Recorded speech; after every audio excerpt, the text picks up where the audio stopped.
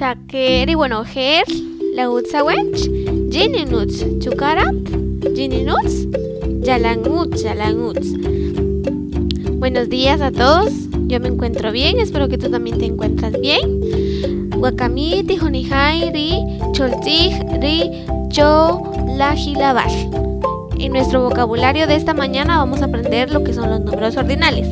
Vamos a aprender los primeros 5 números ordinales. Quiero que prestes atención. Hakashanta Manautzil Kinawakasha Parutijonel. Quiero que escuches atentamente a la maestra y la pronunciación. Si te das cuenta, acá tenemos en la imagen a 5 personajes. Luce, Luce, Di Víctor, Di Ángel, Di María, Di Raúl, Di Frank. Tenemos acá y cada uno tiene una posición, ¿verdad? De los primeros 5 números ordinales. Entonces quiero que prestes atención como vamos a decir. Primero en cachiquel voy a decir Nab-eij. Nab-eij, primero. Segundo, Ruk'an.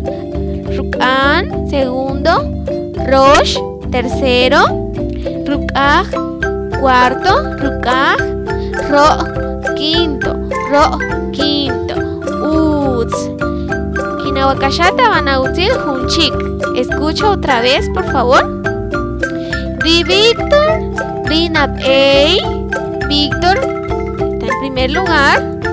Ri Ángel, Ruk'an, segundo. Ri María, Rosh, tercero. Ri Raúl, Ruk'aj, cuarto. Ri Frank, Ro, quinto. Junchik, Nab-eij, Ruk'an, Rosh, Ruk'aj, Ro, Utz. Muy bien. Espero que te haya gustado este video y recuérdate repasar este vocabulario. Dicho Lajilabar, Di Tijonijai Wakami, Shahka.